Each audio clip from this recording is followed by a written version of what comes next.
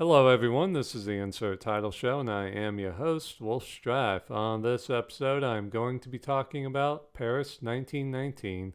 This is a French and Canadian docudrama that was based on the book by Margaret Macmillan, Paris 1919 6 Months That Changed the World. It's basically about the Paris Peace Conference of 1919 and the Versailles Treaty, and ultimately about the end of World War One. Seeing how all this happened exactly 100 years ago, I figured, hey, this was a good time to do a review of this docudrama. I believe this docudrama came out in 2008, and I think I saw it sometime around 2012.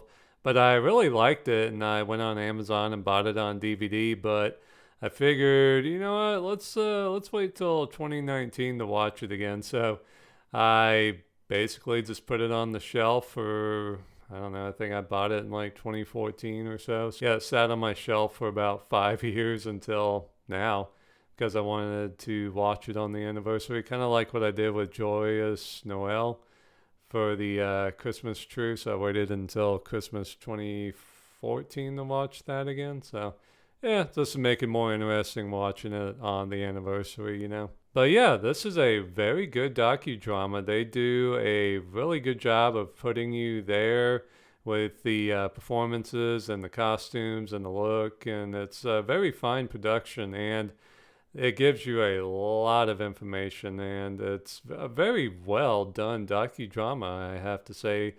It, I mean, it really does give you the impression of just how crazy and monumental the peace conference of 1919 was. I mean, they had something like 10,000 politicians, diplomats, leaders of state, all turning up into Paris for this peace conference, basically because the big nations wanted to punish Germany and get what they could.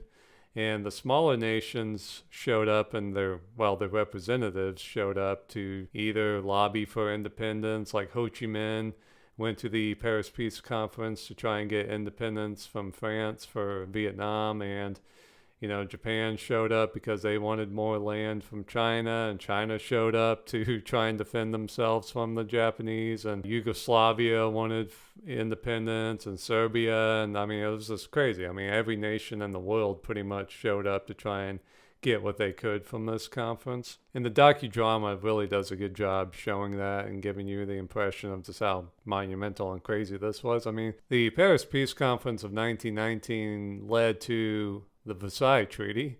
So we are still feeling the effects today from this peace conference. I mean, why do you think Iraq exists? It's because it was formed by the British and the French during this peace conference, and a whole bunch of other nations were formed. I mean, you have to remember after World War One, I think it was four empires collapsed. You had the Russian Empire, the German Empire, the Austro-Hungarian Empire, the Ottoman Empire. All those ceased to exist. So you had all of these powers trying to pick up the pieces and also get what they could out of it. And the docudrama goes into that in great detail, just all the nations having their own motives and, wanting different things. Like England wanted the German Navy, the French wanted to punish the Germans for invading France, and Italy wanted a port in the Adriatic Sea. America, led by President Woodrow Wilson, wanted the League of Nations and everybody to join that. And it was just really crazy and just very, very interesting. And probably the most interesting part for me was when the Entente were trying to put a dollar value on everything that the Germans had done. Like all of the homes destroyed in France, all of the cattle taken by the German armies, all of the men killed by the Germans. And basically they were trying to come up with a dollar amount to charge and punish the Germans with. And in fact, probably my favorite moments in the docudrama was when the French Prime Minister, Georges Clemenceau, was talking to President Wilson and Prime Minister David Lloyd George, and he said, how much German gold, how much German pride is worth 1,300,000 men? Talking about how many French soldiers were killed. And it's definitely a pretty shocking thing to see that back then they were trying to put a dollar amount on a human life, and just how crazy that was. And of course the end result being what it was, just 20 years of peace before an even worse calamity struck Europe. And I mean, it's just, it just really is crazy to think. Like, I wonder what could have been done differently if I'd been there. Could I have, what could I have said to them? I mean, if I tried to describe Hitler to them, they probably would have kicked my ass out of there. It's just, yeah, I mean, it's just really crazy. Maybe the best thing that could have happened would have been if Germany refused to sign it and we had to go in there and really kick their asses. And I don't know, maybe that would have been the best thing that happened, but who knows? It's just a damn shame and a damn tragedy that this didn't give us long-term peace, 20 more years of peace, and then the worst war in human history. Yay! Good job, guys. Yeah, but you have to remember it was a crazy time. You had anarchists, you had Bolsheviks, you had socialists running all over Europe, and just crazy stuff going on. You had all these wounded soldiers that were still being taken care of. You had the Spanish flu killing people by the tens of millions around the world. I mean, crazy time. And, it's just a damn shame things didn't turn out better, especially after all the men who fought and died in World War One. After fighting the worst war in human history, for us just to have 20 years of peace and then fight an even worse war as far as casualties and destruction goes, it really is just crazy to think about.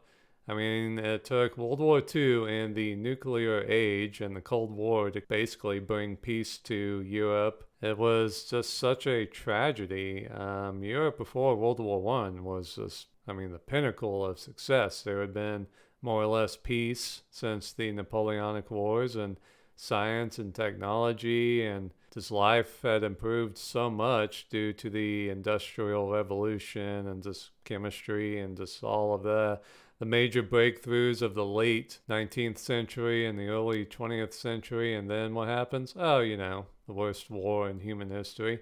And then they follow it up with a terrible peace, and really the war to end all wars happens. And then we have the nuclear age, which is where mankind comes the closest to extinction in its entire history. It's just mind-boggling, but this is a really good docudrama, and I think you would enjoy it. Yeah, just check it out any way you can. I guess hop on Amazon, see if they're still selling it on there, or check out some streaming services and see if you can find it, because it's definitely worth watching, and I could talk about it for hours, I feel like right now, so I should probably just stop right now before I turn this into a 2-hour long episode. But it really is interesting, it really is deep, and it really gives you a sense of the time and just the crazy circumstances that led to the Versailles Treaty and just gave birth basically to our modern world. It all started with the Paris Peace Conference of 1919.